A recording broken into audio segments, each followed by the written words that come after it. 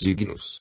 O amor divino sentiu este levantamento do desejo, este entumecer de aspirações e o vórtice celeste se projetou, ansioso pelo contato. As duas espirais tocaram-se. Cristo apareceu como um raio a vibrar entre o céu e a terra. O divino desceu no homem, para que o humano fosse arrebatado ao divino. Assim Cristo se enxerta, como força cósmica, no centro da evolução humana, influi decisivamente sobre o desenvolvimento do fenômeno espiritual, e se inicia uma fase de ascensão que se dirige ao divino. Um mundo novo, feito de sentimentos e de aspirações, antes ignorados, começa a revelar-se, saindo da profundidade da alma. É manifestação divina ao qual Cristo dera o impulso inicial. A sua vinda representa, no campo das forças da vida, mudança substancial, deslocamento fundamental de equilíbrio cujo centro gravitara, agora, da matéria ao espírito. A trajetória da evolução, engolfada na mais desastrosa descida, teve um sobressalto e retomou sua marcha ascensional. A vinda de Cristo é o impulso do céu que desce para realizar a nova obra da ascensão do homem no sentido de todos os superamentos de sua animalidade. E Cristo, que tem nas mãos a força da renovação, se coloca no momento central da evolução do homem, entre o extremo limite da descida, materialismo helênico romano, e o pressentimento da ascensão, para desintrincar as leis de uma vida superada e reconstruí-la na forma de vida nova, mais digna e mais alta. Cristo é o primeiro momento, o sinal sensível, do nascimento desta força que jamais deixará de agir para o futuro, presente no infinito das coisas, no profundo das almas, na forma da vida, nas obras do homem. E a ação será constante, a presença tenaz, a ascensão lenta e contínua, a elevação será progressiva até a realização do reino dos céus. A verdade se fará estrada sempre mais evidente nos espíritos, cada vez mais. O amor divino aquecerá os corações. Através de uma luta longa e estafante, a nave da Igreja de Cristo atravessará o grande oceano da vida dos povos. Os mártires sacrificar-se-ão pela ideia e o primeiro movimento se elaborará e atuará, completando-se no pormenor, cada vez mais exatamente, o grande projeto de Cristo. Lançar-se-ão, laboriosamente, as bases colossais de uma nova civilização, que transformará o mundo desde os seus alicerces. Cristo foi uma semente. Mas que mundos uma semente contém? Uma semente é, como a palavra de Cristo, uma concentração poderosa de forças, capaz de realizá-las lentamente, germinando e crescendo. Cristo não destruiu, continuou e fecundou. Arrancou o homem de um plano de vida para transportá-lo a outro, mais alto. A sua revolução está sempre presente. No fundo, não é senão a maturação lenta e fatal das leis da vida, sendo, por isso, parte integrante do plano orgânico do funcionamento e desenvolvimento do universo. O contraste entre as forças do bem e as forças do mal, o choque entre o espírito e a matéria, são lutas compreendidas num mais vasto equilíbrio, são momentâneo cansaço da evolução, desordem contida e utilmente enquadrada numa ordem maior. Era necessária uma intervenção enérgica de força excepcional, para desviar e renovar tão decisivamente o curso da história. Para arrancar a prisão da carne e prisioneiro da matéria, aquela luz tinha de possuir a potência do raio. No entanto, naquela força o equilíbrio não se perturba, a fusão é lenta, a obra se completa em ordem. E é esta sua maior expressão, a força contida na doçura. A carícia de Cristo traz em si o gesto do Criador dos mundos. O mesmo tremendo Deus de Moisés sabe evolucionar sua manifestação e proporcionar sua expressão no relativo. Era chegada a hora de abrir as portas da verdade e Cristo arranca do mistério dos templos para a luz do sol, toma pela mão o homem guiado pela revelação e o conduz mais adiante. Rasga-se o véu do templo. E hoje continua acompanhando um homem, que pesquisa através da ciência, porque a própria ciência não pode deixar de revelar, cada vez mais evidentemente, a sua verdade. Esta presente na intuição do gênio, no heroísmo do santo, na revelação, que é contínua. Pois ele está acima de todas as ascensões humanas. 11. A redenção. O mistério da redenção é um mistério de dor e de amor. Para compreender, voltemos aos conceitos fundamentais. Já examinamos em outro livro o fenômeno estupendo da anulação da dor através da evolução. A dor é o cansaço da ascensão, que laboriosamente leva à felicidade, que assim deve ser conquistada. Mas, se a dor faz a evolução anula progressivamente a dor. Então, a anulação da dor se processa através da dor. Com seu exemplo, Cristo nos veio mostrar estes profundos aspectos da lei. A dor é uma característica de determinada fase de nossa evolução, em que funciona necessariamente como agente de transformação, desaparece quando preenchida sua finalidade, apenas seja alcançado um alto plano de vida. A dor é uma condição de vida inerente à matéria, durante a fase humana. Na desmaterialização do ser essa condição desaparece. A dor é uma dissonância que vem reabsorvida na harmonização, é uma densidade que se vaporiza na espiritualização. Cristo veio ensinar o caminho da superação da dor, através da dor e da espiritualização. Antes de Cristo a dor era feroz, terrível, sem piedade. Cristo fez dela a via mestra da ascensão, da liberdade, da redenção. Fez dela uma força amiga, indispensável para a conquista do nosso bem e da nossa felicidade.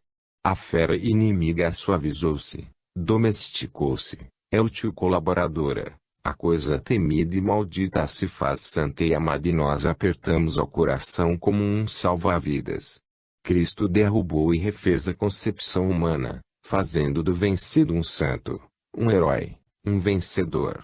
Cristo desceu e se fez presente e sensível no fundo das almas que sofrem, irmanando-se com elas no seu amor, tomando própria sua dor, a cada dia, justamente como o fez sobre a cruz. É um maravilhoso fenômeno que estou experimentando, este do superamento da dor, que Cristo ensina. É lógico que a dor, sendo um instrumento de ascensão, se destaque do eu quando a ascensão é terminada. É necessário, na ordem do universo, que a dor caia quando for superada a função evolutiva de prova e de lição. Quando tivermos compreendido tudo e com isso houvermos esgotado sua função de escola e de expiação equilibradora na ordem dos impulsos morais, então, ela cai, como as outras ilusões da vida.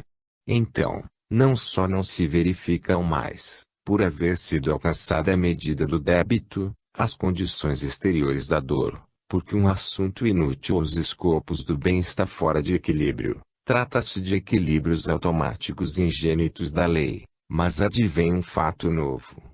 Mesmo que a dor permaneça como fato exterior, advém por evolução uma tão profunda transformação de personalidade, que ela lhe escapa.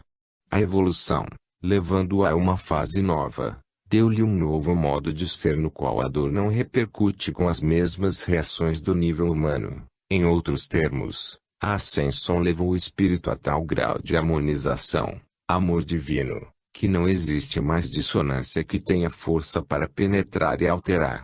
Então, mesmo que permaneçam idênticas as condições ambientes, o choque daquela força não encontra mais impulsos antagônicos nem reações contra as quais se assanhe por sua expansão, e desaparece sem resistência.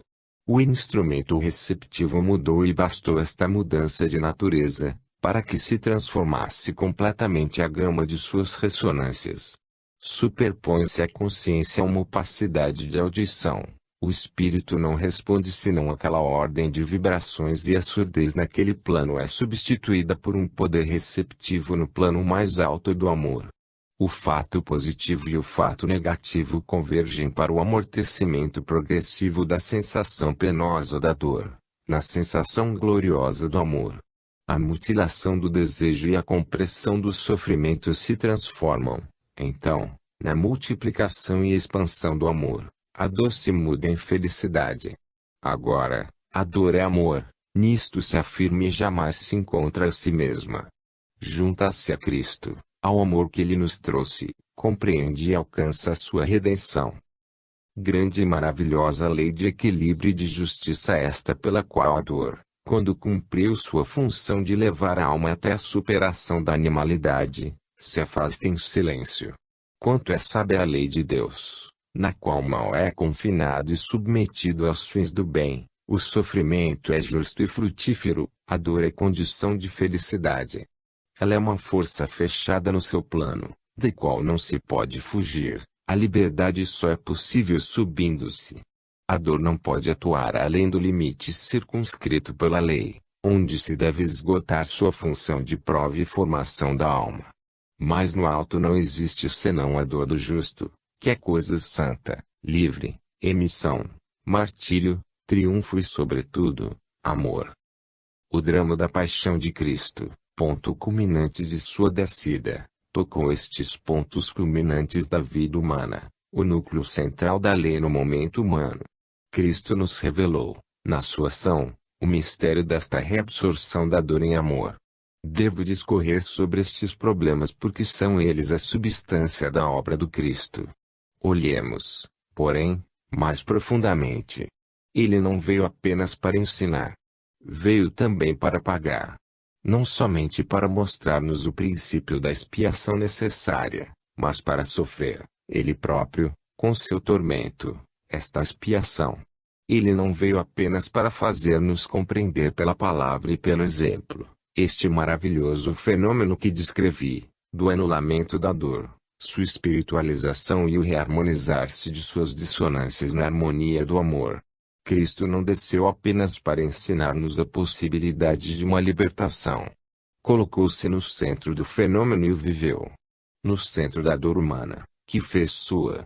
No centro da dissonância, para reabsorvê-la dolorosamente na harmonização do seu amor. Fez sua escravidão humana e teve que, com trabalho e sofrimento humano, conseguir a libertação.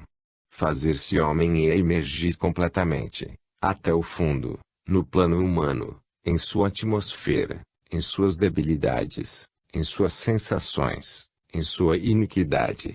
Significa fazer própria essa iniquidade e por ela ter de responder, em seu nome, diante da lei de Deus.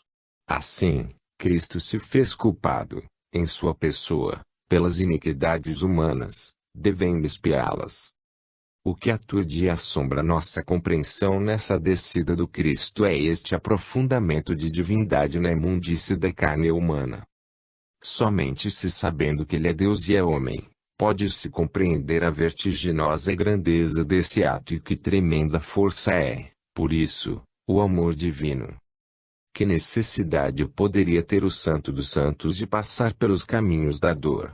Não por si, de certo. Ele era perfeito. Não tinha necessidade de purificação, de ascensão ou de redenção. Mas, isso se tornou uma necessidade fatal, apenas ele se fundiu na natureza humana. Toda a carne e todo o sangue parece terem ascendido com ele, após seu martírio de carne e de sangue, eternamente enobrecidos por esse contato. Muitos dizem, porque o tormento dilacerante da cruz se ele era Deus, o Todo-Poderoso. Eles não compreendem que aquela dor é a sombra das culpas humanas que, sem essa expiação, não poderiam ser neutralizadas. Cristo não quis, diante do povo que lhe pediu o milagre, salvar-se de ser da cruz.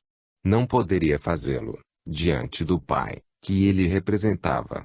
Não o poderia, perante a lei, que ele personificava. Aceita o cálice, estreitados os liames. A paixão era um redemoinho de forças em movimento em que o Verbo se expressava. Cristo agia no coração da lei, com arbítrio. Se a violasse, teria negado a si mesmo. O povo que estava ao pé da cruz não compreenderá esta fatalidade de paixão, esta inviolabilidade de princípios e como quem a quisera, não poderia renegá-la. Salvou os outros e não se pode salvar a si mesmo, diziam. Se é o rei de Israel que desça agora da cruz, e nós acreditaremos nele. O povo, que era o mundo, Imaginava ser Cristo um homem que deveria pensar em si mesmo. Se o supunham um Deus, era no sentido de Deus humano, cujo principal fim e uso do próprio poder seriam em sentido egoístico. No vértice de sua paixão, Cristo não existia para si. Da cruz, olhava o mundo dividido por um abismo de incompreensão. O mundo imagina um Deus e uma lei à sua semelhança, não ainda perfeitos, que admitem modificação, retoques, arbítrio, confunde liberdade com a licença, poder com abuso, e não imagina que tudo isto desaparece quando se souber. O mundo acredita que, como aqui embaixo, possam existir no alto consciências isoladas e egoístas, que se substituam, segundo os caprichos, às ordens absolutas da lei. E invocam o milagre como prova de poder, enquanto que o poder maior está na ordem.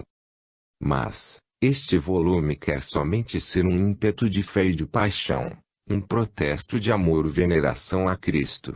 Representa somente a primeira explosão de estados místicos na vida do autor.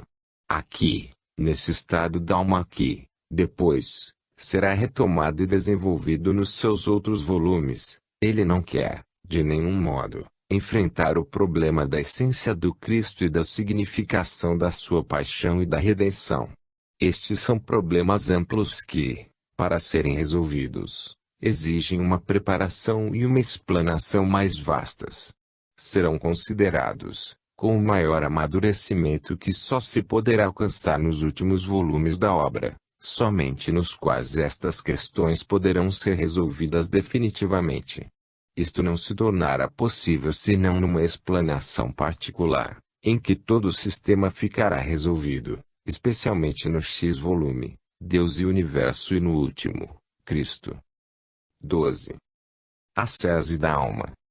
Assim inicia Cristo a sese mística, a elevação das almas à unificação com Deus. Ele se faz o grande inspirador, o invisível impulsionador da vida espiritual. A evolução humana se ergue atrás dele, para segui-lo. Sem ele, a vida não podia ter alcançado o plano místico. Com ele, prepara-se para alcançá-lo.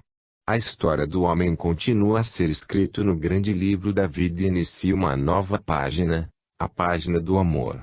Uma nova síntese floresce do trabalho dos milênios, uma nova clarinada, emergindo da profundidade dos tempos, chama colheita. No curso das civilizações instáveis e inquietas, a vida deslocada de seu eixo e muda o centro das atrações humanas. Os egoísmos se abrem, as consciências se dilatam, o irmanamento começa, a voz de Cristo ressoa de coração em coração num canto único que se funde e se eleva, respondendo à glória dos céus. O mundo inicia uma poderosa marcha para a realização do reino de Deus, que não é dádiva gratuita e inércia humana, mas laboriosa conquista feita sob a inspiração de Cristo. A ascensão não é o cômodo desfrutar de méritos divinos, mas fusão humana em sua paixão. Caminha, caminha. Inicia-se o grande movimento. Cristo vai à frente, diante de todos, com o exemplo de sua dor e de seu amor, da cruz e da paixão uma luz que avança deixando atrás de si um rastro de esplendor. Por essa estrada luminosa o mundo caminha e segue. Cristo é um sol esplendente que atrai-se as chamazinhas das almas humanas.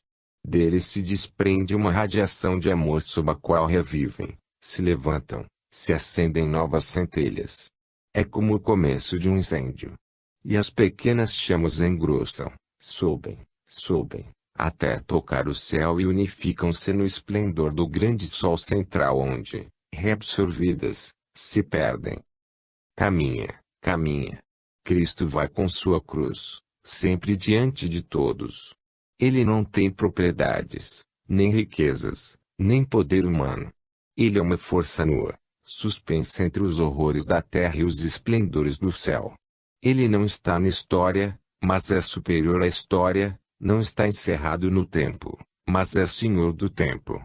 Na sua realidade, ele é imaterializável e justamente por isto está vivo e presente. A sua realidade é interior, está nas palpitações e no tormento do nosso espírito. Justamente por isto, Ele está aqui conosco, entre nós, sensível para qualquer um que o saiba sentir. Ele está vivo e presente e o mundo, porque ele não é feito de matéria, não o reconhecer.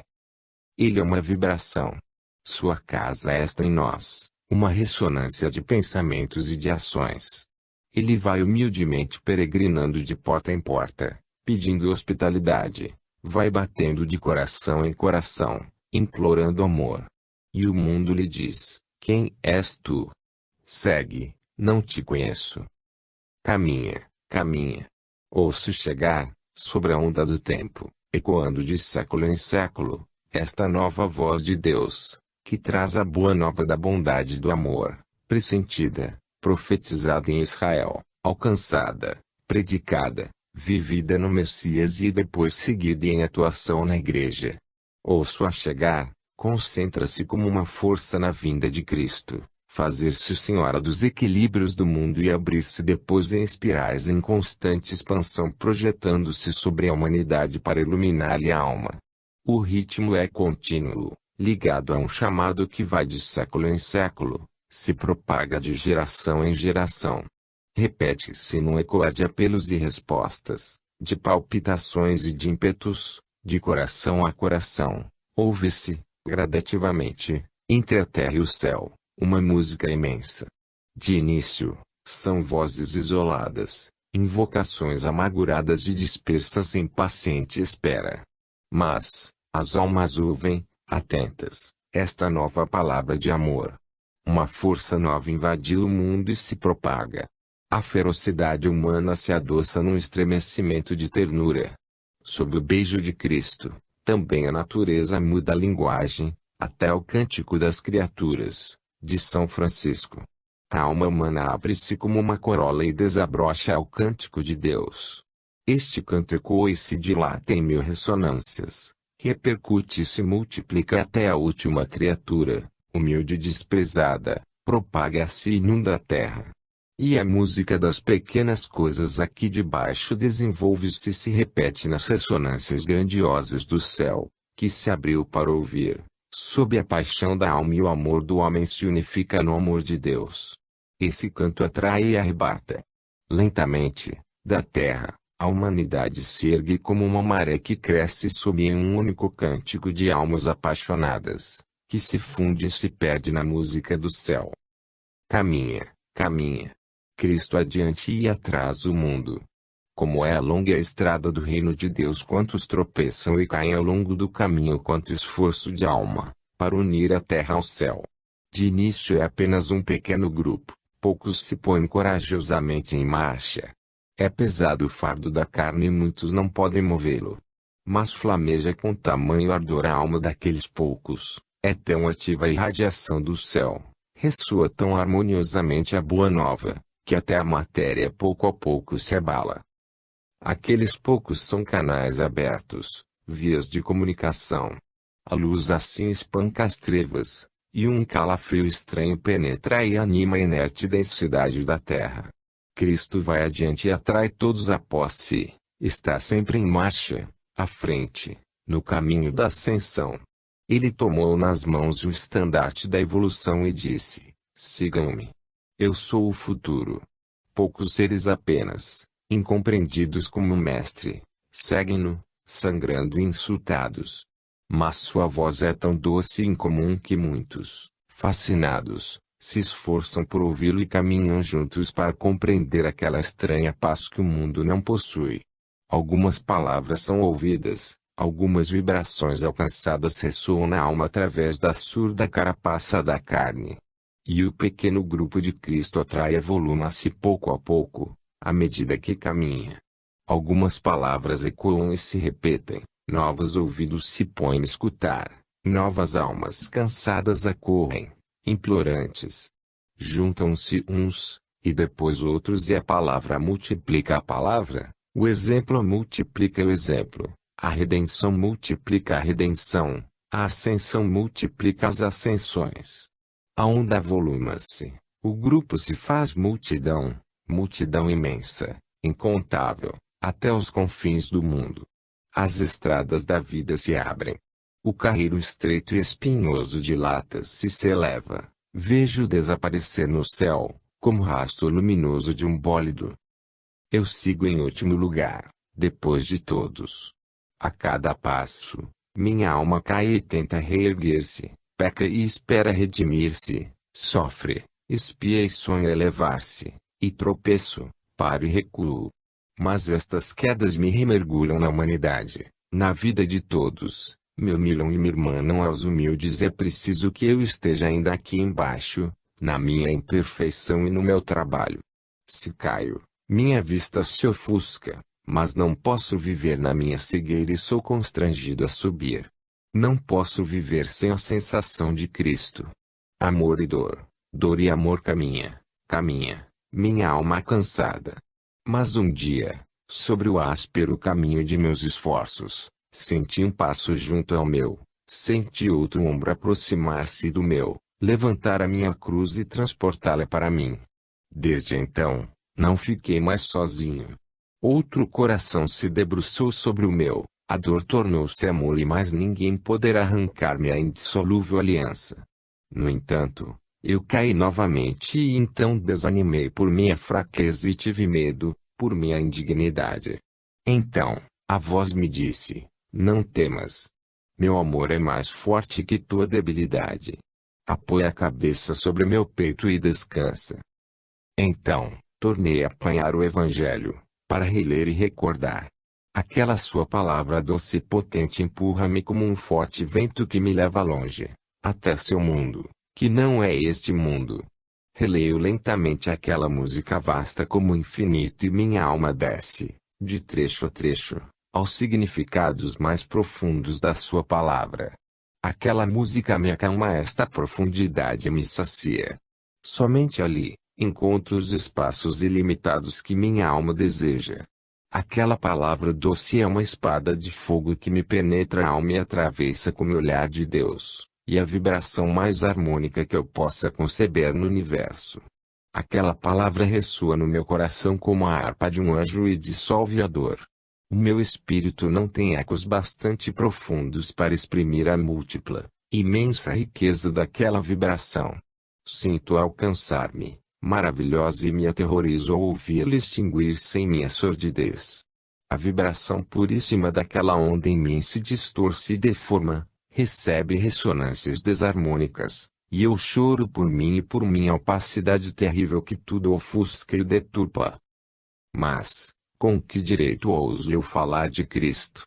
Como não compreendo o absurdo de tal intimidade, não ouço a rebelião do universo que diz: para trás, imundo.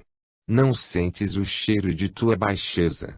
Então, fujo, horrorizado de mim, e torno a olhar de longe, do fundo da minha miséria, aquela beleza qual já não ouso avizinhar-me. Não sei como a minha pena não se despedaça na violência desta minha sensação, no contraste da consciência de mim mesmo e a irresistível atração. Este tormento de forças me abate, me leva, me anula e, no entanto, se faz próxima, me estraçalha e, no entanto, me acaricia. Não sei como o meu coração não se arrebenta na exuberância da alegria, no ímpeto da paixão, quando aquela música ainda me arrebata, me levanta, me conduz ao alto, a perder-me nos céus. Como sofro ao ver os cegos que afanosamente procuram o Cristo na história e doutamente discutem e tentam a reconstituição de sua figura entre as cinzas do tempo, enquanto que ele está próximo e sensível. Ele ressurgiu, está vivo, caminha adiante de nós. Reabramos os olhos que o esqueceram e revê-lo-emos. Não. Nós não o vemos. Em 20 séculos de história, aquele perfume sutil esvaiu-se. Nossas mentes e nossos corações, à força de se friccionarem sobre esses conceitos, sujaram-se. Nossa ação contínua recobriu-os de escórias. O espírito foge da terra, e quanto mais se fazem colossais as formas, menos habitação para contê-lo. O grande edifício é um gigante que permanecerá mudo e vazio, prestes a desmoronar, se não vier a escorá-la a única força verdadeira que o pode fazer, o espírito. Abandonemos os inúteis protelamentos humanos, a sagacidade da terra e do tempo. Se o espírito se vaporiza, fica um corpo sem alma, um cadáver em putrefação. Além das formas existe uma religião substancial, única que poderá resistir aos momentos terríveis. Existe uma substância íntima e vivificadora, a força única que tudo sustenta, um imponderável sem o qual desmoronam os mais suntuosos templos. Tudo é inútil peso morto, tudo é perigosa dispersão, se não houver um meio de acender e manter, nas almas, que são os verdadeiros templos, o espírito do Evangelho. Não são as posições humanas e a sua consolidação que sustentam o edifício divino. O segurança, suprimindo a luta, suavizando a subida do Calvário, adormenta a capacidade de conquista. Cristo é uma força ativa e presente antes de tudo nas almas. Não pode ser destruído, não pode ser oculto. Se o organismo que a exprime não mais a contém, ela renascerá no outro lugar. Quando esta flamejante e evanescente alma das formas se escapa, mesmo que para os olhos humanos esteja bem firmes, tudo está intimamente corrompido. Se a presença de Cristo não sustém, se o divino tem de se afastar, então abre-se o abismo, e Cristo, humilde e simples, coloca-se em outra dimensão e continua em outro lugar o seu trabalho. Então, quem és tu, Cristo? Perguntei à minha dor, que tudo me ensinou, inclusive a reencontrar Deus, e ela me respondeu: Ele é o fraco a quem deves ajuda, o inimigo ao qual deves perdão, o pobre a quem te deves tu próprio. Ele é paixão e renúncia, amor e ascensão. Ele é amplexo e elevação de alma, e anda pela terra, dia a dia, procurando, implorando hospitalidade nos corações. Porque o dono do mundo não tem casa nem teto e anda, qual peregrino, esmolando amor. 13. Minha posição. Chegou o momento de dizer tudo sobre mim mesmo, até a última profundidade, de assumir a minha posição e a minha responsabilidade. Eu disse em páginas anteriores, segunda parte capítulo 3, dor, como devia dizer toda a minha verdade. Dar testemunho das minhas afirmações, com a palavra e com o exemplo, dar a certeza da ideia que possuo. E disse, segunda parte capítulo I, em marcha, que a minha prudência seria vil se no momento decisivo me calasse ou não dissesse tudo. O meu último volume culminava, nas conclusões, na afirmativa de que a grande síntese é uma revelação conexa, em sua substância evangélica, ao desenvolvimento gradual, na terra, do pensamento de Cristo, que é emanação contínua. Então, senti que também me movia sobre a linha da inspiração cristã e percebi com que imensa noura estava em sintonia. Com isso, defini a significação daquela obra. Não nos limitemos à moldura, à veste editorial, à colocação humana. O conteúdo ultrapassa estes confins, resultantes apenas da necessidade do momento. Referi-me à gravidade da hora histórica, que justifica métodos excepcionais para a ressurreição de Cristo no mundo. Então, era cedo para dizer, mas era necessária a minha nova maturação, que aparece neste volume, para continuar. Era necessário este novo testemunho, para que o leitor pudesse compreender melhor. E mesmo agora destruo as pontes atrás de mim, para que não me seja aberto senão um caminho, o de avançar. Quanto eu disse de Cristo e sobretudo quanto direi nos últimos e mais intensos quadros que se seguem em uma confissão feita em termos tão sentidos, tão gravemente cheios de empenho diante de Deus, que não se pode admitir a mentira. O equilíbrio desse estudo exclui qualquer enfermidade de consciência.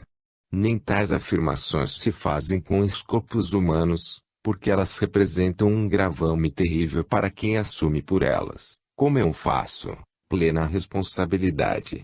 Este é o testemunho que eu devo dar hoje, por absoluta ordem interior, da verdade de a grande síntese. A íntima ligação de minha alma com Cristo, aqui exposta, confirma hoje e revalida as minhas graves afirmações de ontem, num caminho de tenaz e inflexível coerência. É o testemunho de seu conteúdo cristão, motivo central no renovamento da civilização. Disse inequivocamente: é preciso que compreendam também em alguns de meus silêncios terrivelmente eloquentes. A minha meta é construir, nunca me verão aqui acusar, agredir, demolir. O meu escopo é o bem, é unificar e não semear dissensões, irritações e antagonismos, polemizando. O meu método tem de ser, necessariamente, o método de Cristo, o sacrifício, o perdão, o amor. As dificuldades e os dissabores são apenas para mim. A verdade vale por si, não por mim. A verdade é que tem valor, e não eu. Mas, perguntar-me-ão o que significa tudo isto, que eu desejo e aonde pretendo chegar. Não o sei precisamente, hoje. Certamente não se diz tudo quanto eu disse apenas para se lançar um livro. Sei apenas que atrás de mim há uma força imensa, a qual obedeço e sigo, sem saber, eu mesmo, dos futuros desenvolvimentos. Eu semeio, mas não colho. Devo ser inteiramente desligado do fruto do meu trabalho. A minha recompensa está em outro lugar, está apenas em Cristo e em sua aproximação. Não aprendo o meu caminho humano senão dia a dia. Assim tem sido até agora. Não se me atribuam, portanto, perfeições e méritos, pois não os tenho e se faço alguma coisa, não é minha. E perguntar-me-ão, trata-se de um movimento. Tranquilizem-se todos. Não é um movimento no sentido humano. O homem é muito apegado às suas distinções, divisões e organizações humanas, porque incluem interesses. Eu lhes deixo todas estas coisas que tanto lhes agradam e que para mim nada valem. Nada se muda do que é externo, porque o exterior não conta. Dir-se-á, é utopia. Não. As verdadeiras forças estão no céu, as forças que renovam a terra. Nós vimos e sentimos seu maravilhoso funcionamento. Um homem não pode realizar certos movimentos mesmo através de seu heroísmo e de seu martírio, eles despontam na hora histórica, no sangue dos povos, no equilíbrio da civilização. Estas forças que tudo operam, se o quiserem, lançarão o homem além de sua própria vontade onde ele não saberia chegar, como um expoente que parece elevado mas que, substancialmente, pode ser insignificante. É um fato que certos movimentos substanciais do espírito não descem sobre a terra, mas estão fora de qualquer recinto, entre o mundo e o céu e nunca se desenvolveram valorizando categorias humanas. Não se cuida, pois, de qualquer propriedade, tudo é dirigido tão somente pela força do espírito. O homem pensa por demais em corrupções. Por isso, não quero nem casas, nem sedes, nem cargos, nem a larga pestilência das organizações humanas. Nada que possa atrair os baixos instintos ou estimular as sempre rápidas reações dos impulsos inferiores do homem comum. Nenhuma fetidez de dinheiro que tanto atrai os ávidos e sombrios aduladores. Estes fogem, graças a Deus, em face de um prato onde não há senão fadiga, dor, paixão de espírito. Esta é a minha segurança. Ai das crenças que não exalam somente o perfume da renúncia. Esta é a minha força diante do mundo, a ideia pura e nua como desce do céu e atirada como semente ao vento, para que germine sob o impulso secreto das leis da vida. Só a imaterialidade é garantia de invulnerabilidade. A força da ideia que desenvolvi e sempre segui, não se desmente e confia só e sempre unicamente nela mesma. Atrás dela estão as forças do infinito, e elas me joelharam tremendamente a princípio. Agora se desenvolvem, como verifico, com método e lógica. O movimento é espiritual. A meta é um reino que não é da terra, o reino dos céus. A forma é aristocrática, enfrenta a intelectualidade e a cultura, porque são a aberração do século. Não se tocam os estratos inferiores, mais densos e menos maduros para a compensação. Tudo desce, depois, automaticamente, por gravitação, na assimilação e também, ofuscando-se, na realização. Ficamos em uma atmosfera pura, pelo menos, no momento da gênese e da concepção. As forças substanciais não agem do exterior, mas vão diretas ao coração do homem, incrustando-se nas motivações, e estas forças cósmicas estão aqui presentes, em ação. Aqui tudo é forte porque é imaterial, é indestrutível porque é imponderável. Quem está na matéria, se desejar destruir, encontra o vazio e não sabe o que agarrar. Quem está no espírito compreende e não pensa em destruir.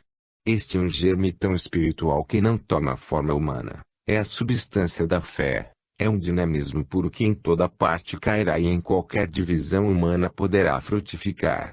É uma paixão de bondade que pode existir em cada casa, em cada instituição, em cada opinião. É um princípio de honestidade do qual cada autoridade não poderá senão se regozijar. É uma pureza e uma sinceridade em que cada alma se sentirá renascer. É a luz de Deus que se dá a todos acima dos monopólios humanos. É pura destilação de força e bondade alcançada na fonte, antes que atinja a canalização e as impurezas humanas. Parece nada porque não desceu ainda a forma fixa e concreta.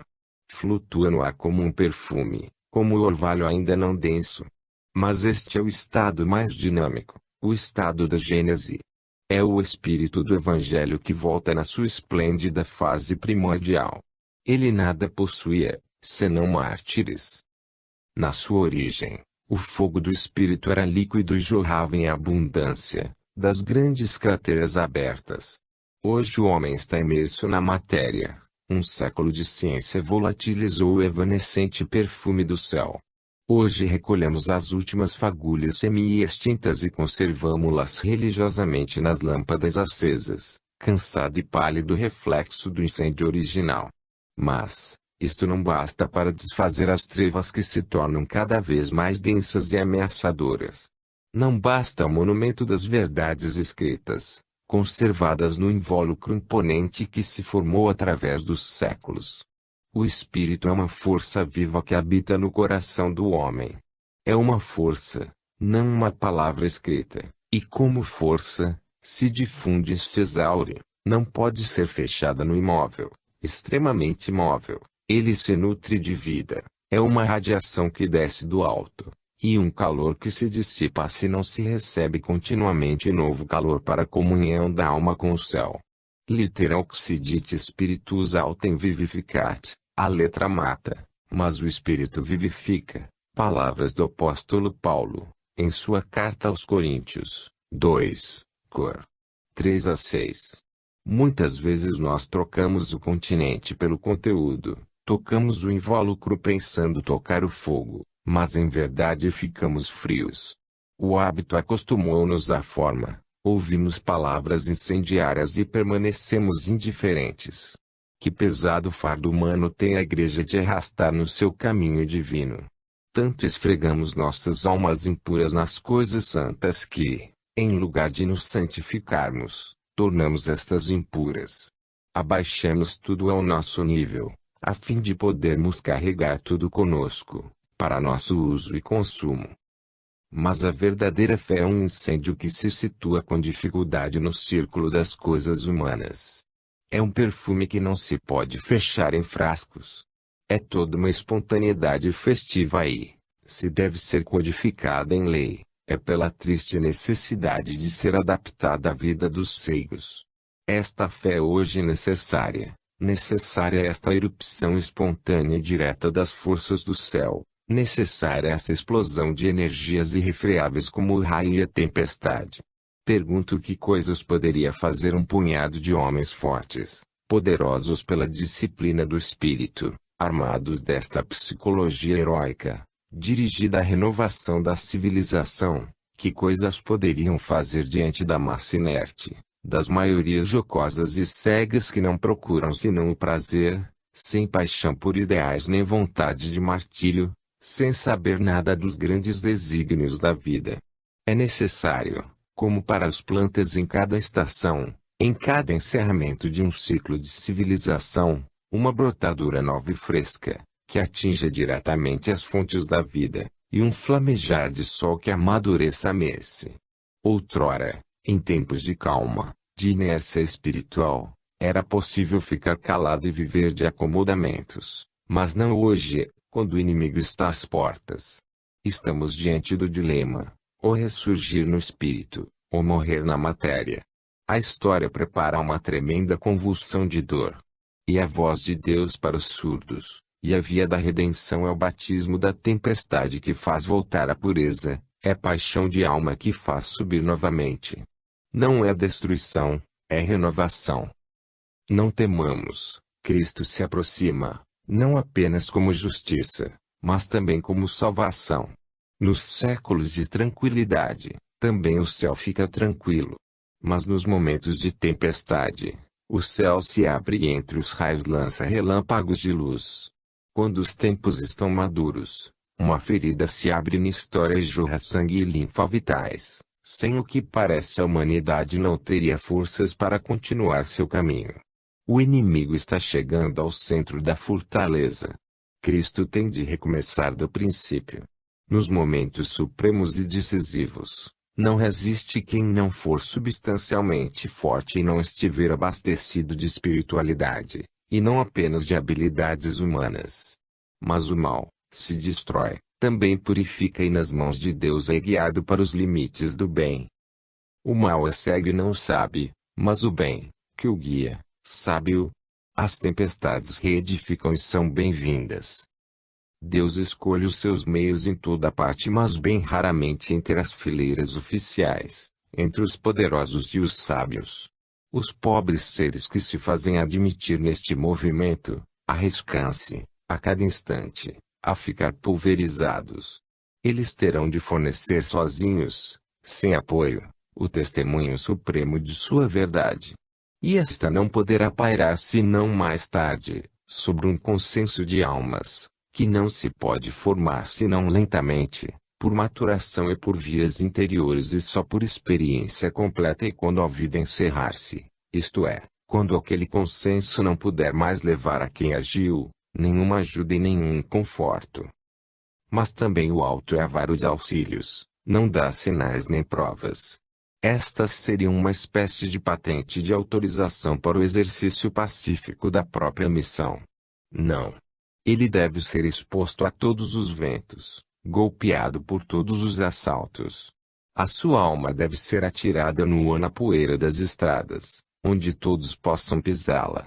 Nada de posições protegidas e seguras que adormentam e ensoberbecem, mas humilhações, lutas, incerteza, não a alegria da colheita, mas a fadiga da sementeira.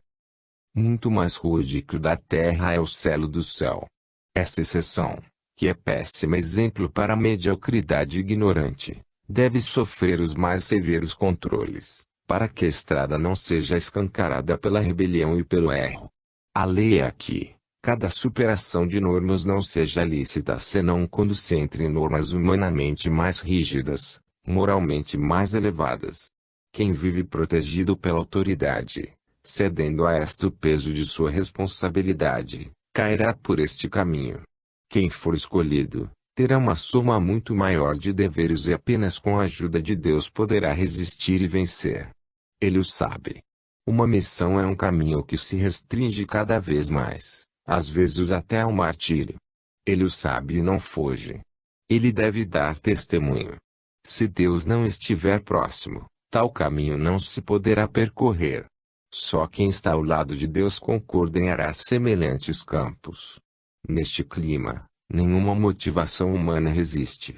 O verdadeiro chamado se faz reconhecer pela ausência de qualquer motivo terreno, por um particular método de luta, por uma cor psíquica inconfundível. E só então ele corre e avança, quando os instintos humanos foram destroçados pela raiz e nenhuma outra coisa senão Deus pode estar nele. Tudo isto é uma peneiração cotidiana, é um controle contínuo de correspondência de capacidade, é um permanente exercício, é um equilíbrio de forças que levam a alma até aquele ponto de sua missão que ela é capaz de suportar, e não além, porque então ela seria abandonada e cairia.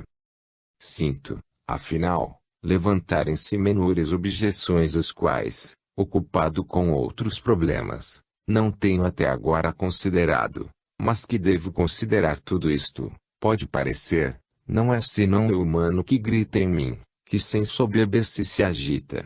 Modéstia. Modéstia é o verdadeiro místico, é sobretudo humilde, e este é o livro do orgulho. Que é isto de subir à cátedra, podem dizer-me, e fazer vaidosas afirmações de altíssimos contatos de espírito, não provados pelos outros e que implicam numa gratuita posição de superioridade e autoridade de certo não aceitável pelos demais. Pense-se, porém, no que é este livro.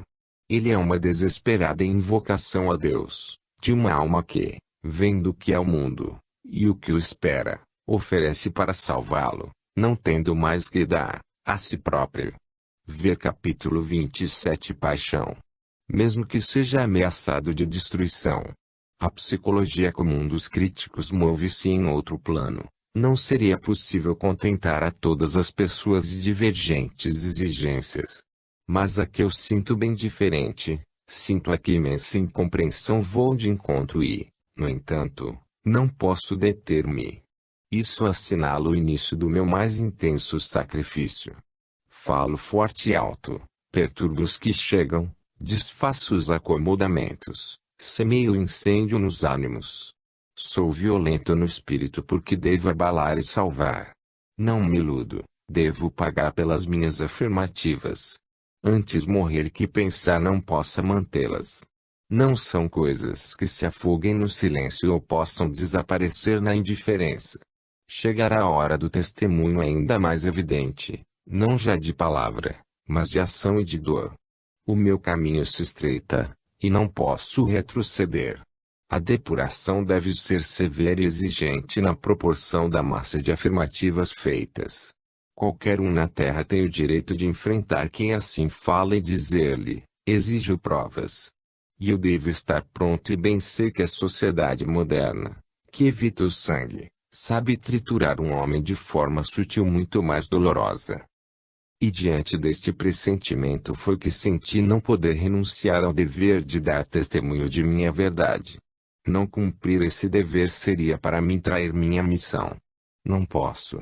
E aqui estou para sofrer as consequências. Não há alternativa. Espiritualmente, o mundo já está em chamas. Não é lícito, neste momento, cruzar os braços e ficar como espectador, porque a tempestade vem para todos. Qualquer absenteísmo espiritual é hoje culpa e vilania.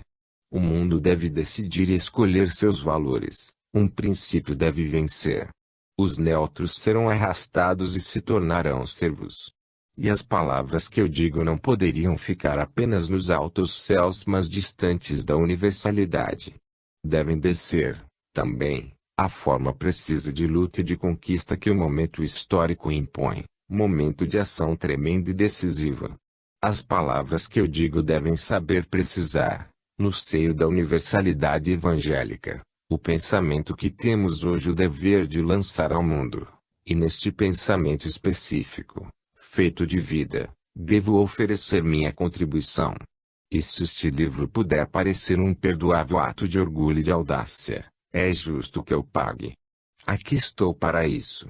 Para mim, existe um outro prélio no céu, onde a terra não chega, e estou a postos. Que os sonolentos sejam abalados. O sono é hoje a pior das posições. Compreendo que, para quem vive no plano normal, no qual o movimento histórico é menos sensível, a minha atitude possa parecer, desde logo, exaltação, perigosa audácia, pretensão absurda, estranha megalomania, refeito de desmedido orgulho. Mas, eu não posso viver, na hora premente de hoje, de acordo com as medidas e as prudências humanas, que são proporcionais a fins humanos. Confesso, sim, que sinto tudo isto como um grande dever, um encargo de grande responsabilidade.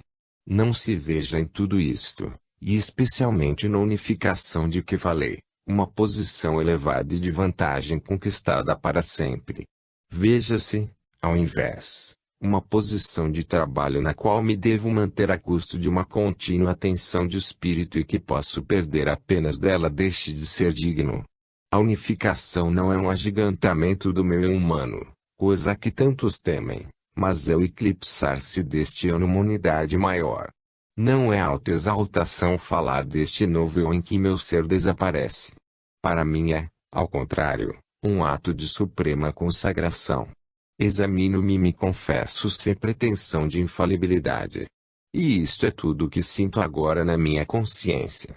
Não tenho culpas se assim é, por sua natureza, para quantos o vivem, o fenômeno místico, se eu me encontro a vivê-lo agora e se isso está fora da experiência normal e além da compreensão. Algumas coisas não se dizem, poderiam ainda objetar. Mas, eu tenho o dever de dar o exemplo, de devolver o que recebi, de dar aos outros a alegria conquistada, o dever de indicar o caminho e de testemunhar minha experiência. Tenho o dever, pesado e gravíssimo, mas necessário aos que dormem, de inquietar as consciências. Cumprido o dever, silêncio. O fenômeno, naturalmente, fique vivíssimo, mas, acabada a necessidade de manifestá-lo para um fim benéfico aos outros, minha boca se fecha e tudo ficará fechado sob o selo do meu silêncio, simples fato pessoal presumível apenas por suas consequências. Mas, fazer-me compreender primeiro é hoje parte de meu dever. Era necessário explicar e esta sinceridade pode ser uma prova capaz de sacudir as almas. Não vejo outro meio de fazer isto. Que pode importar, ante a urgência da hora e a perfeição da meta, diante do bem de tantos, se para tudo isto um só se deve expor às críticas e ao sofrimento. A natureza humana normal repugna a ideia nua e abstrata. É necessário que essa ideia se materialize num ser que é vida aqui, lutando, sofrendo, testemunhando. O homem comum exige esta materialização para contra ela bater a cabeça, é preciso dar-lhe. Eu, porém, tenho aqui a sensação humanamente penosa de uma pública confissão, a sensação da última expoliação da minha personalidade que assim não tem mais ângulos seus, nem segredos, nem refúgio, porque tudo deu, toda se expôs e toda, já agora, pertence aos outros. Digo e repetirei para que também o leitor distraído perceba, por caridade, não se me atribua qualquer coisa de excepcional e de superior como um homem. Nada seria mais falso e mais nocivo para o meu trabalho. Não se esqueça jamais o quão profundamente estou mergulhado nesta natureza humana, contra a qual tanto luto dia a dia. Faço uma declaração. Se não a quiserem compreender, a culpa não é minha. Não poderei, por isso, mudar o meu caminho. Faço de uma vez e para sempre esta bem clara distinção. Não se me atribua nada de bom que eu possa fazer. Isso não é meu. Esta é a verdade. Atribuam-se-me, ao invés, todos os defeitos, as fraquezas, as culpas que possa ter o meu trabalho. Tudo isto, sim, é verdadeiramente meu. 14. Momentos psicológicos. Devo completar o estudo do fenômeno também em seu aspecto religioso.